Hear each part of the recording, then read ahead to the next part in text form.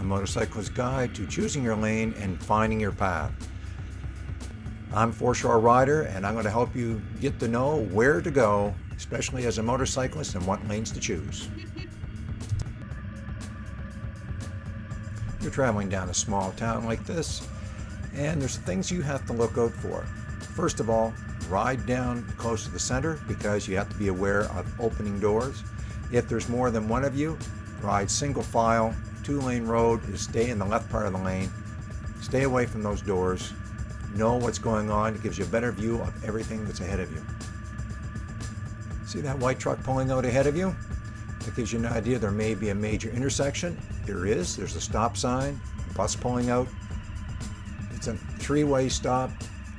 Now, if you're on the right-hand side of your lane looking, you're going to go around. Of course, you did your shoulder check before you did.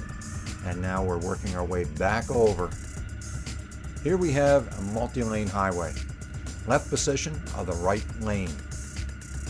As we travel along, you'll note there's bicycle and transit lines on the right.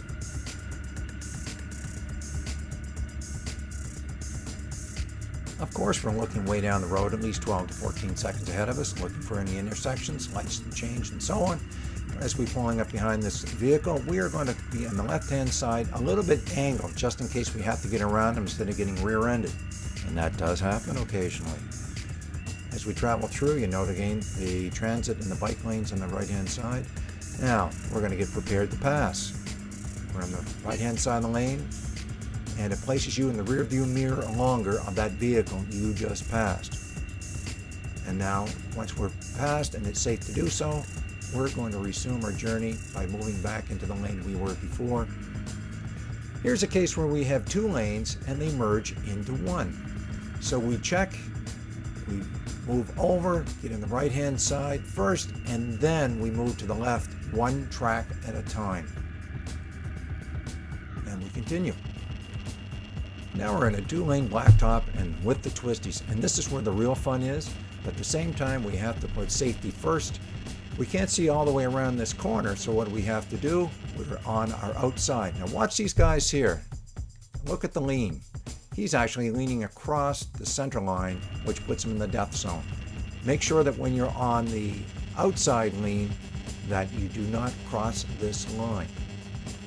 It's amazing what can happen. So now we're safely through, we're in our track, we're looking down the road, and we know we have another turn going to the left this time. Make sure we'll do the same thing, except we're a little farther away from that center line so that my lean does not put me over the center line, which does not put me in the death zone of some car clipping me. And we continue. That sign we just passed of more curves, oh, you've got to love that. Again, we have a turn, we can't see all the way around it.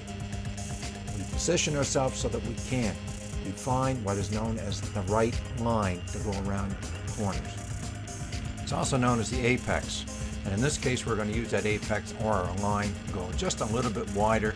That way we can see farther down the road, around the corner, to make sure nothing's in our way.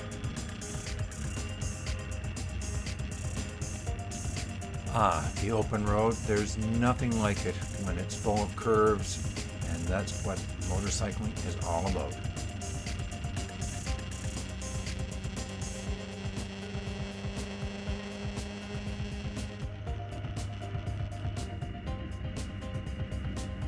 Sometimes, as you're riding along, curves just sort of sneak up on you. And we just saw a sign that showed sort of like an S shape ahead of us. So let's watch what happens when sometimes they do sneak up on us. Here we go around. We're staying out a little bit farther to the right-hand side of our lane to make sure we can see around it. Back toward the center as it straightens out. And now as we come around, you'll note that, oh my goodness, there's a stop sign. Now we have to straighten our bike up, come to a safe stop, and then we'll continue our adventure. So what do you do if there's more than just one of you? So either in a group ride or just a pair of you out for a cruise on a Sunday afternoon. Well, let's take a look at these two. They're in a stagger formation. The lead bike's to the left, the trail bike is to the right of the lane.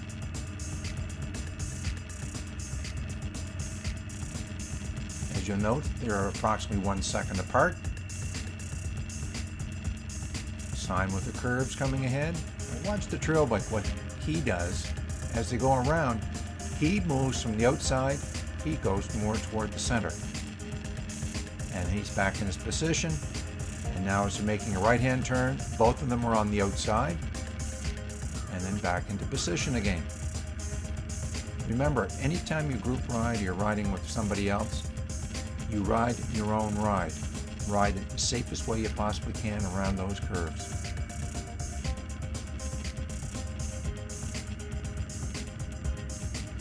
And as you'll note with these two, they're riding the way riding should be done, changing the lanes as they go around corners, maintaining approximately 1 second between them, out just having a good time.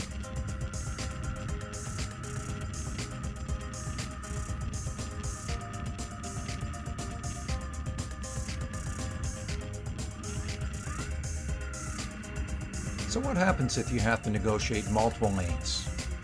Here we have a pair going around the corner, both have signaled. There's a little shoulder check there. You'll note that they took the lane closest to them. Once it became safe to do so, they move over to the other lane, continue their progress in the staggered formation, roughly 1 second apart, keeping an eye out for one another, making sure things are good. And I don't know if you can see it, but every once in a while we see a little shoulder check or a little bit of a head turn just before they come to an intersection. Now here you're riding along and you're doing about 80 kilometers an hour and everything seems to be pretty good, straight line. You'll note that you have a truck ahead of you, a big white truck, which obscures your vision a bit. And the car just immediately ahead of you has got their brake lights on. So now you're slowing down. So you have the option, you could try and pass here, but we're slowing down even more. So you have to take into consideration, there must be something ahead that I can't see. Should I try or should I not try when the opportunity presents itself? So right now we're trying to determine why is everything slowing down so much, especially after we were doing about 80. And now as you're coming around a corner where we can see what's happening, we have a front end loader ahead of us. That is what has been slowing us down. We've maintained distance behind to make sure if something occurred ahead of us, we had plenty of time to stop. Now here's a case where we're riding along on a 2-lane highway again. Things are going rather slow, and look what we have ahead of us. A huge, huge machine. And a wide load usually means a wide placement to see around that object, so we've eased ourselves over. We're going to stay wide. Again, wide load equals wide placement. That way we can see around it, and they can see us. Now that we're back over, we can continue on our way. Here again, we're in another situation where we can see what's holding traffic up. We're maintaining a distance behind the vehicle ahead of us at least 2 seconds or more. We want to be able to see around the objects ahead of us. We want to see what's happening. The vehicle ahead of us is pulling over to the center line or over. Now he's obscuring our vision a bit, so what we do is back up a little bit. He's gone around. We can see, we come over a little bit at a time. Again, the vehicle in its own lane, so pass in the closest track, and then we will work our way back over, having done a shoulder and mirror check before we did so. Now, some highways have dedicated passing lanes. They're not a 4-lane highway, they're not really a 3-lane highway, but they offer a chance to get past a slower vehicle. In this case, we have got a position in the right-hand lane while we're in the left track. Now we're coming to the end of that particular passing lane. So what we have to look at now is anything coming up on our left-hand side. Having nothing come on our left-hand side, we come over one track in the next lane, and then we slide over into the last track of that particular lane. In this case, we have a large truck coming toward us, so we're going to move to the right. That allows us to see around that truck, and it lets vehicles behind it see us as well. Then we'll work back over to the position that we were in before. Let's take a look at riding the major highways. Not as much fun, but you still have to know how to put your positions in. So in this case, we're going to exit to the on-ramp or slip road. We're going to slide over to the left track, and then we will go into the ramp itself. the case of this ramp, you'll note that we're taking the outside line. That way we can see around the curve. As we come around the curve, we're observing what traffic is out there. An acceleration ramp means that you accelerate to highway or traffic speed, or try and match the speed of the vehicles that are out there with you.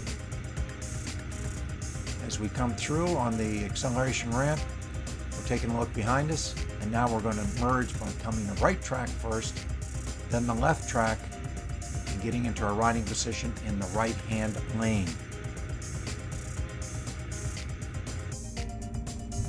Now let's look at that merging from a different angle. The position of the bike right now is on the closest to the line. We've checked. We come over one track at a time. First the right track, and then we're going to come over to the left track in the right-hand lane, and we continue along, trying to match the speed, or at least in this case, in a safe position for us. So now we're going to take a look at exiting a major highway and joining another. In this particular case, we've got two lanes going to the right. So we're going to use the right lane. It just gives us more time to take a look around and make sure that as we join, they can see us and we can see them. So now we're going to use our check and merge techniques, which is one track at a time, coming over, just like that. And now we've joined the other highway.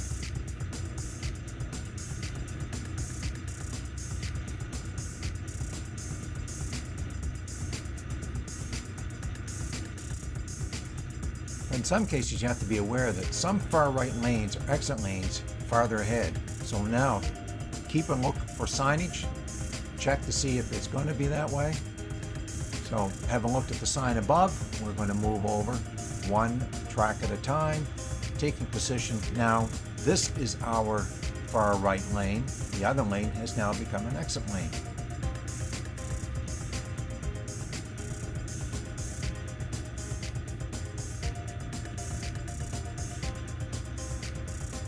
Here we are in our right lane, riding along in the left track of that left lane.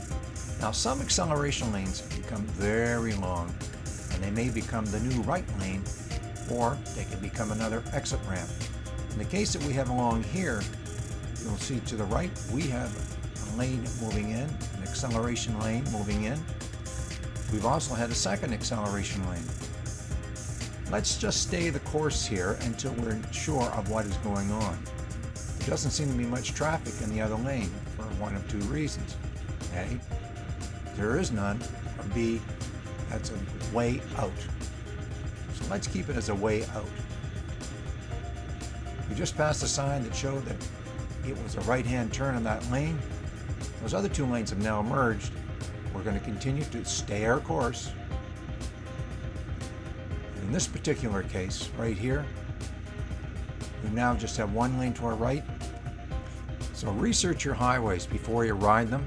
And that's where I find Google Earth comes in very, very handy. If it's up to date, you can tell whether the exit ramps, what kind of highways that you're going to come to, because some of them look more like spaghetti noodles than anything else. Now, if you're not in the far right lane, ride in the far left lane and stay in the left track.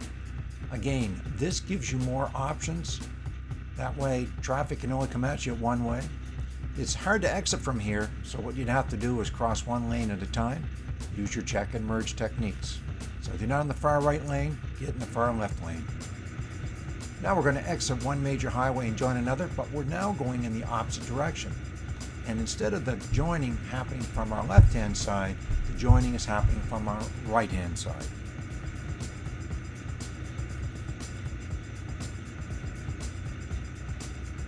Now you'll note that we're riding in the right-hand lane, but in the left-hand track. Now note the change in the broken lines. It indicates that the lane is merging, and we have a merging lane on our left-hand side. Just check, make sure nobody's trying to overtake you. We're still riding on that left-hand track as we come through. We have to check our right-hand mirror and our shoulder to make sure that as we come up here, it's going to be safe to move over. And what we would like to do is either stay in this lane or move to the far right lane, and we do that one lane at a time. Keep a heads up, this lane becomes a transit lane ahead. So we're going to have to move out of here, and we are going to have to move to our right. So we're going to do it one track at a time, one lane at a time. Well, here we are now, moved over one. Just checking to make sure that everything's good. Keeping good distance behind the vehicles ahead of us, at least 2 seconds or more. Now we're moving a bit to the right hand of this lane. Checking one more time, and now we're going to move into the next lane closest to us on the right. And you'll note that we're doing this one lane at a time, and we're doing it one track at a time. And there we are. We made it all the way over to the right-hand lane. We're in the left-hand track of that particular lane. We have a transit lane on our right-hand side as well. So what speeds up has to slow down. And if you had an acceleration ramp, you now have a deceleration ramp. So what do? You start to decelerate or slow down as you come into that ramp. Again, going around the corner, we're taking it wide. We want to make sure we can see around. And slowing down as we go, aware of what's ahead of us and what is behind us. You note that there are lights ahead of us. You see the sign. Choose your lane. Position your bike. And here we are, ready to go around the corner ahead of us. Another good day at riding. I hope you enjoyed choosing your lane and finding your path. And if this can help you ride safer, then that's what this video is all about.